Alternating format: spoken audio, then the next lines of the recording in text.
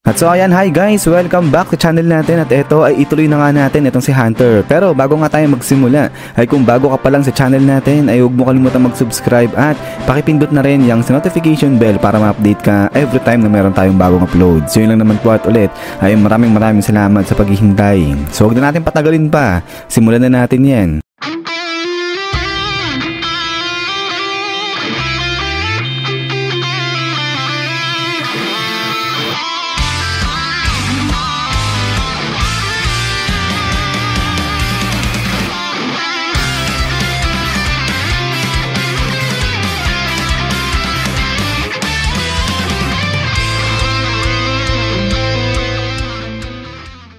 At so dito nga magsisimula sa pag-uusap ni Jing at saka nga ni Gon, so through phone. At sinasabi nga ni Gon dito kay Jing na talagang wala na yung kanyang aura. Pero sabi nga ni Jing dyan na hindi ganoon kasi na kay Gon pa nga rin daw yun nung magkasama pa silang dalawa. At ang nangyayari dyan, parang hindi talaga lang nakikita na ni Gon yung kanyang aura. So ang ibig sabihin, bumalik daw sa pagiging normal etong si Gon. So hindi pa raw ba yun enough, sabing ganyan ni Jing. At so kung matatandaan nga raw nito ni Gon, yung kwento niya dyan kay Jing, yung sa laban niya about nga dyan kay Neferpito sa Chimera Ant Arc, ay di ba nga nakipag-deal siya dyan sa kanyang nen. At eto nga sabi ni Gon, let it end, I don't care what happens to me now. So kaya yan, yun nangyari sa kanya. So kaya nga sabi ni Jing dyan ay maging masaya na si Gon sa nangyari sa kanya. Yun nga yung bumalik lang siya sa pagiging normal at hindi siya namatay. Kasi nga kung hindi pa raw siya matutuwa dyan, ay napaka-ungrateful naman ito ni Gon. At yun nga, kung manghihingi pa siya ng sobra dyan. So kumbaga, wag nang humiling ng kung ano pa etong si Gon at pasalamat na nga lang siya kasi nga buhay pa siya pagkatapos nung deal na ginawa niya dyan sa kanyang nen.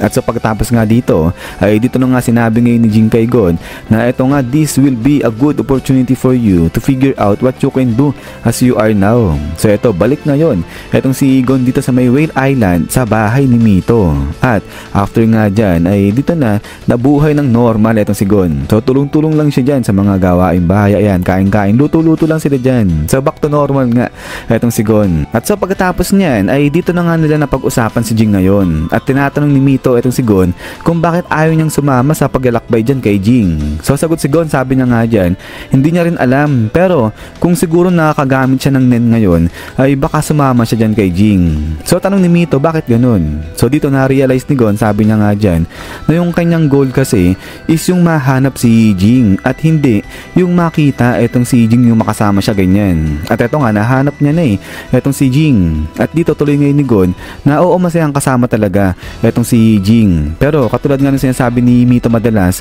na si Jing parang ano lang siya, isang malupit na tito ganyan, hindi yung parang isang tatay. So eto nga, sabi nga ni Mito, oo tama, talagang hindi cut out etong si Jing para nga sa pagiging tatay. So ito sagot si Gon, sabi niya nga dyan na siguro nga ganun talaga, like father like son, kasi mukhang ganun nga rin daw siya, hindi rin siya cut out para naman maging isang anak, sabi niya ganyan. At so ito, napatahimik si Mito, sabi niya nga dyan, sorry dito kay Gon, hindi naman daw ganun yung ibig niyang sabihin. At then ay tawa-tawa lang ngayon si Gon dyan. Pero pagkatapos nga nito ay serious mode ulit etong si Gon. At ang sabi niya nga dyan na parang weird nga raw kasi hindi raw man lang nag-cross sa kanyang isipan yung sumama dyan o makasama si Jing dahil nga lang sa tatay niya etong si Jing. Pero kung nakagamit nga raw siya ng nen ngayon at kung nararamdaman niya o nakikita nga raw ni Gon kung gaano ka-awesome at gaano kalupit, ka-powerful etong si Jing, ay malamang-lamang niyan sumama talaga siya dyan kay Jing. Pero yun nga, nung magkita raw silang dalawa ay talagang maguloy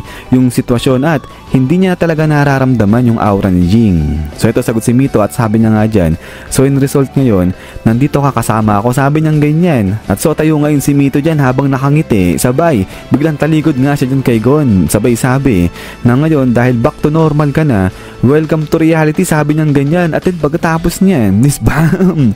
So dito binagsakan ng pagkarami-raming ano to, di ko alam kung libro o mga notebooks etong binagsak nga ni Mito dyan kay Gon. At ang sabi nga ni Mito ngayon dyan ay kailangang asikasuhin ni Gon etong mga to. So siguro mga ano yan mga reports, mga documents na kailangang gawin o asikasuhin ni Gon. So napakaraming paperworks. Pero pagkatapos nga niyan ay balik ulit dito sa side ni Jing. At eto nga, balik na ulit sa loob itong si Jing at eto salita ngayon itong ang si Bunot o si Taba. Sabi niya nga dyan na habang wala si Jing ay nag-usap-usap nga sila at ang sabi niya nga dito na since si Pariston kinukonsider si Jing bilang number 2, okay kay Pariston yan, kaya lahat sila ay ganun na nga rin. Sige, papayag na sila na etong si Jing yung magiging number 2. Pero yung iba sa kanila ay ayaw tanggapin yung pera ni Jing, habang may iba na gustong tanggapin naman o okay lang sa kanila na tanggapin nga yung perang inaalok ni Jing. At so dito tuloy pa ngayon ni Taba na para may iwasan yung kaguluhan, kasi nga diba hati sila, yung iba tatanggapin yung pera ni Jing, yung iba hindi naman. Kaya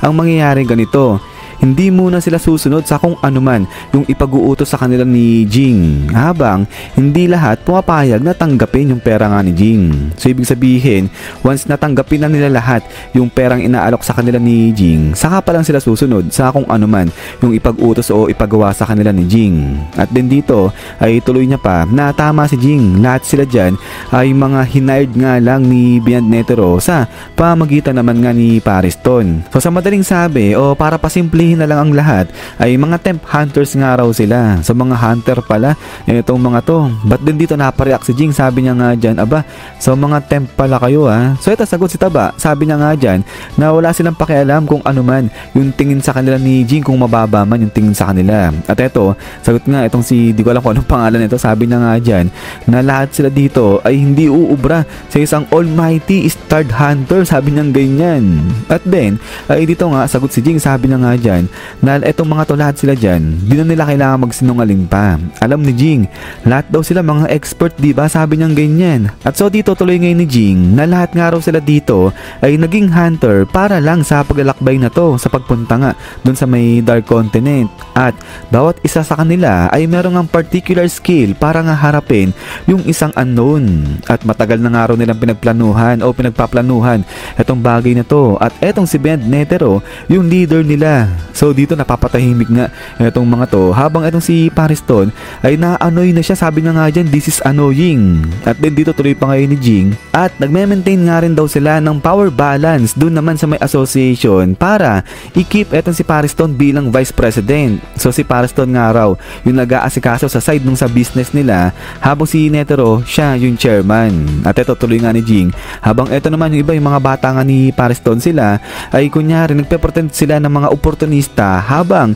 sinasharpen nila yung kanilang claw. So ibig sabihin habang nagpapalakas at habang naghahanda itong mga to. So dito tatahimik lang itong si Pariston, pero sa loob-loob na nga dyan ay talagang parehas nga raw silang mag-isip ni Jing. At yun nga raw ba kaya yung dahilan kaya ayaw niya dito kay Jing. So dito tuloy pa ngayon si Jing sa pagsasalita at ang sabi niya nga dyan na kailangan nga raw nila ng talagang matindi na willpower, mga tao na kung saan yung pinanggagalingan ng kanilang self-confidence ay yung kanilang skill. At saka isa pa ay di ba nga raw yung mga totoong duwag hindi talaga yan pupunta dun sa may Dark Continent lang para lang sa pera.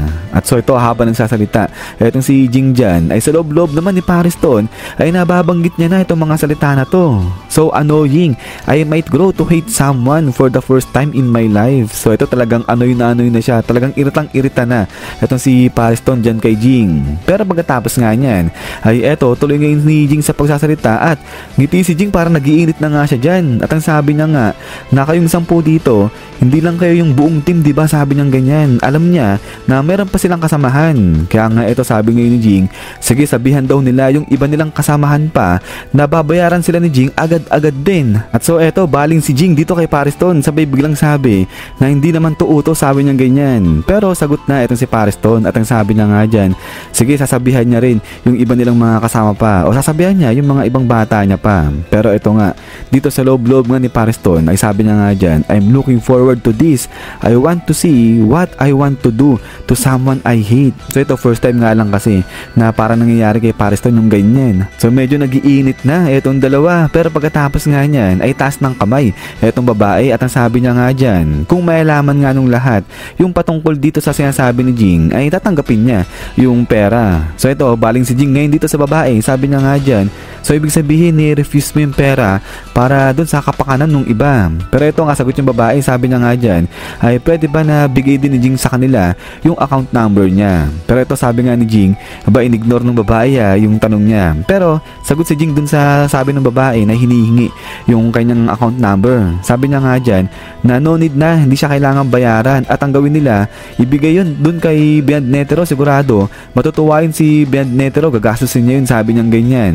But then, ay eto nga, tanong ng babae kay Jing. Sabi niya nga dyan, alam ba ni Jing kung gaano silang karami lahat dyan? So ito sabi nga ni Jing, sa mga pagkakatansya niya nga, mga around 200 sila dyan. Pero, hindi lahat ng buong team na yun pupunta talaga dun sa may Dark Continent. Maximum na nga raw yung 25 kasi nga kapag parang sobra pa dun ay medyo mahihirapan na itong team na dalhin nga o kumilos dyan nga sa may Dark Continent. At pagdating naman doon sa may Hunter Association, kung meron din magtatangka ay si Chidel sa si Maizay, sigurado pipigilan yung mga kasamahan nga nila para nga makapunta doon sa may Dark Continent. So kasi nga diba may mga kasamahan din tong mga to doon sa may Hunter Association at magtatangka nga rin yung mga yon para nga pumunta doon sa may Dark Continent. Pero si Chidel na nga at saka si Maizay yung bahalang pumigil doon. So ang lupit nito ni Jing, lahat tamang-tama yung nasa isip niya yung sitwasyon na nangyayari. Pero dito sa kabilang banda, etong si Weirdo, ito parang si nerd nila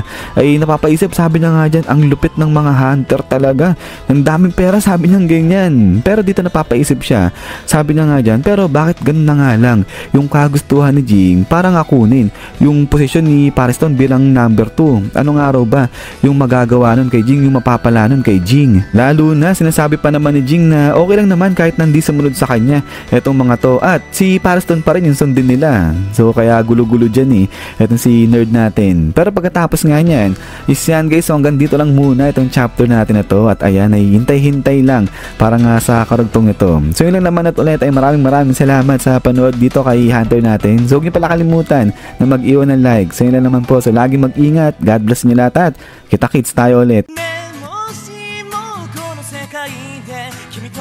僕が出会えなかったなら夢を信じることをきっと僕は知らないままでいたんだ Thank you best of my friend